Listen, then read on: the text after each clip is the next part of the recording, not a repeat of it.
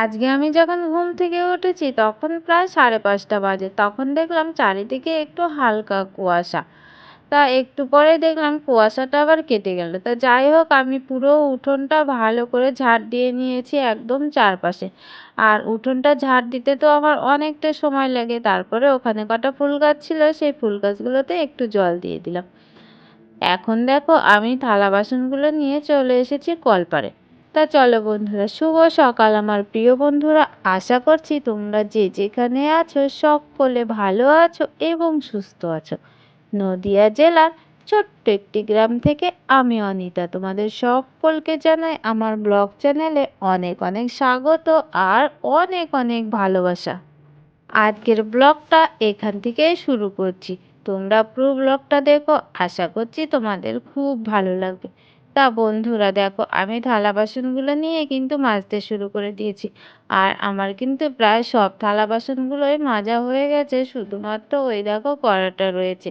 তা নিচু হয়ে মাজতে মাজতে আমার আর ভালো লাগছিল না, তাই ওই থালাটা হাতের উপর নিয়ে একটু মেজে দেখলাম একটু স্বস্তি পাওয়া যায় কিনা।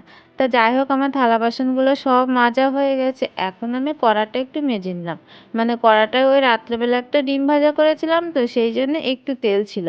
মাজাই ছিল কড়াটা, তাই ভেতরটা একটু আর কি মেজে নিলাম।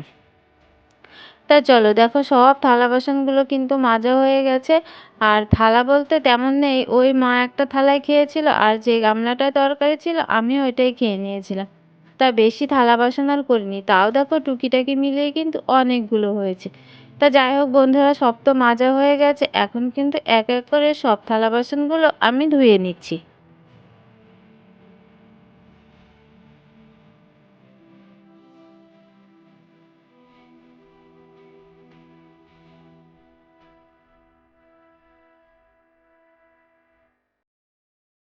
থালা বাসনগুলো মেজে দেখো সোজা চলে এসেছি একদম উনুনের পাড়ে। আর উনুনের পাড়ে একটা ঝুড়ি আর বাটি নিয়ে চলে এসেছি। কারণ হচ্ছে ওই যে পাতা দিয়ে জাল দিই তো, মানে একদম উনুন ভর্তি ছাই হয়ে গেছে, তাই হচ্ছে ঝুড়িতে করে মানে পুরো ছাইটা তুলে নিলাম। তুলে একদম কোথায় দিয়েছি বলো তো, আমাদের সেই মান কচু গাছ আছে, সেই কচু গাছের গোড়ায় দিয়ে দিয়েছি।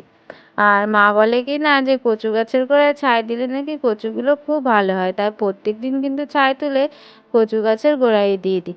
তো যাই হোক, ছাইগুলো ফেলে দিয়ে এসে দেখো উনুনের পাড়টা কিন্তু সুন্দর করে ঝাড় দিয়ে নিয়েছি। আর ঝাড় দেওয়ার পরে এখন কিন্তু আমি লেপতে শুরু করে দিয়েছি।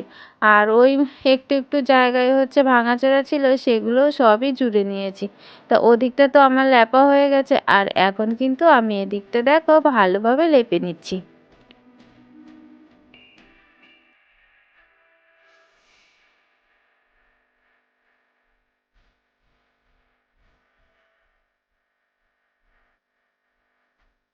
উনুন লেপে একদম হাত টাত ধুয়ে সোজা চলে এসেছি ঘরে। আর ঘরে এসে দেখো মশারিটা গুছিয়ে মানে ওই জানলার দিকে রাখি, সেখানে রেখে দিয়েছি। আর গুড্ডু তো আজকে একটু দেরি করে ঘুম থেকে উঠেছে, তাই আর বিছানাটা তোলা হয়নি। আর গুড্ডুর সাথে মাও শুয়েছিল, সেই জন্য হচ্ছে বিছানাটা আমি এখন তুলে নিচ্ছি। তা দেখো কাঁথাগুলো তো ভাঁজ করে নিলাম, আর বালিশগুলো এখন ওখানে রেখে দিচ্ছি। আর ওই যে দেখছো জানলার যে পর্দাটা, ওই জানলাটা তো কখনো খোলা হয় না, কারণ ওদিকে হচ্ছে বাগান, প্রচুর মশা ঢোকে। সেই জন্য ওই জানলাটা মানে সবসময় বন্ধ হয়ে থাকে। আর ওই যে আর একটা জানলা দেখছো একদিকে পাশ বালিশের কাছে, ওই জানলাটা দড়িটা খুলে দিলাম, বাইরে থেকে ওকে খুলে দেবো।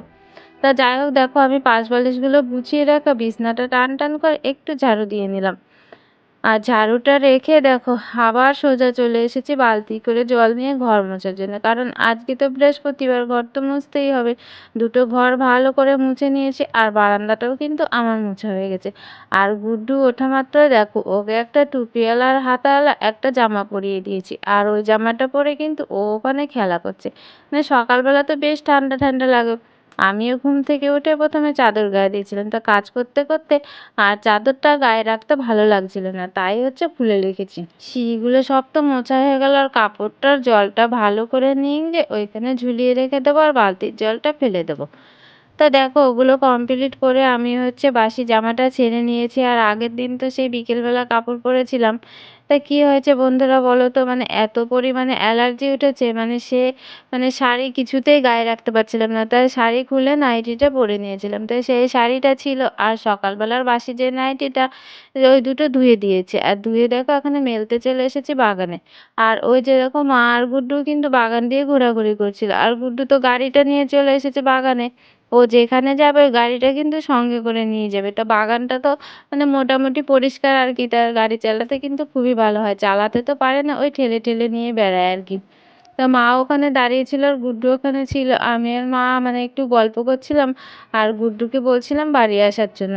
তা গুড্ডু তো কিছুতেই আসছিল না। তা মা বলছিল এখানে তো আমি রয়েছি, তো থাক। তা দেখো আমরা তিনজনে মিলে কিন্তু বাড়ির দিকে চলে আসছি। নাইটি আর শাড়িটা মেলে দেওয়ার পরে চাটা খেয়ে নিয়েছিলাম। আর চা খাওয়ার পরে দেখো সোজা চলে এসেছি রান্নাঘরে। আর রান্নাঘরে উনুনটা ধরিয়ে দিয়েছি। আর ওই যে দেখছো ডালের কোটো, ডালটাও কিন্তু উনুনে দিয়ে দিয়েছি। জল আর ডাল দিয়ে দিয়েছি, এখন একটু ফুটবে তারপরে জলটাকে গেলে নেব।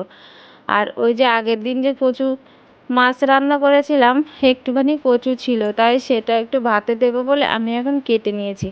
আর ওই যে দেখছো গামলায় পাট শাকগুলো মা সুন্দর করে বেছে দিয়েছে। মানে কি রান্না করব এখনো মানে ঠিকঠাক করে উঠতে পারিনি। ভাতটা বসিয়ে দিয়েছি আর ডালটা বসিয়ে দিয়েছি। যাই হোক কচুটা এখন ছাড়িয়ে নিচ্ছি আর চালটা রেখেছি ওর সঙ্গে ধুয়ে একবারে হচ্ছে দিয়ে দেবো। তা চলো আমি এদিকে রান্না বান্নাটা কমপ্লিট করে নিই। আর কি রান্না করছি তোমাদেরকে পরে দেখাচ্ছি। আজকে রান্না হয়েছে ওই যে আগের দিন দেখলে আলুর চিপসগুলো দিয়েছিলাম, সেগুলো কিন্তু শুকিয়ে গেছিলো, তাই অল্প কিছু ভাজা করে নিয়েছি। আর এখানে লাউ গাজর দিয়ে হচ্ছে মুসুরির ডালটা করে নিয়েছি, কারণ গাজরগুলো হচ্ছে গুড্ডুর জন্য দিয়েছি। আর এই পাশে মানে একটা মাসি লাউ গাছ লাগিয়েছিল, তাই সেখানে লাউ হয়েছিল, আমাদের একটা দিয়ে গেছিলো, তাই সেই লাউ দিয়ে ডাল করেছি মুসুরির ডাল। আর মানে ডাল দিয়ে আবার হচ্ছে পাট শাক করেছি। আর একটা ডাল দিয়ে আজকে হচ্ছে দুটো তরকারি করে নিয়েছি। রান্না বান্না তো হয়ে গেছিলো, তারপরে দেখো খাওয়া দাওয়া করে নিয়েছিলাম। তো কি বলো তো বন্ধুরা, এই যে আমরা মধ্যবিত্ত ঘরের মানুষেরা, আমাদের কোনো স্বপ্নও দেখতে নেই আর কোনো আশাও করতে নেই। কি বলো তো, তো স্বপ্ন দেখতে গেলে আর আশা করতে গেলেও তো টাকার প্রয়োজন হয়। আমাদের তো সেই রকম টাকা নেই যে আমরা টাকা দিয়ে আমাদের মনের আশা স্বপ্নগুলোকে পরিপূর্ণ করব আর কি। ছোট ছোট আশায় বলো আর বড় বড় আশায় বলো, যেটাই তুমি পূরণ করতে যাবে সব কিছুতেই কিন্তু টাকার দরকার। টাকা ছাড়া কিন্তু এই পৃথিবীতে একদম কিচ্ছু হয় না, মানে একদম সবই ফাঁকা বলতে পারো। টাকা থাকলে হাতের মুঠোয় সব কিছু চলে আসে, আর টাকা না থাকলে না মানে চাইলেও কখনো কিছুই পাওয়া যায় না। তা বন্ধুরা তোমাদের সাথে অনেক কথা বলে ফেললাম। তোমাদের সাথে কথা বলতে বলতে দেখো আমার থালা বাসনগুলো সব ধোয়া হয়ে গেল। থালা বাসনগুলো ধুয়ে আমি চান করে নিয়েছিলাম। আর গুড্ডুকে হচ্ছে ঘুম পাড়িয়ে দিলাম, গুড্ডুর সাথে আমিও একটু শুয়েছিলাম। আর ঘুম থেকে দেখো আমিও গুড্ডু উঠে গেছি। আর উঠে ওই যে সকালবেলা গুড্ডু নারকেল খেয়েছিল আর হাফ নারকেল ছিল, তাই এখনও বায়না করছিল নারকেল খাবে।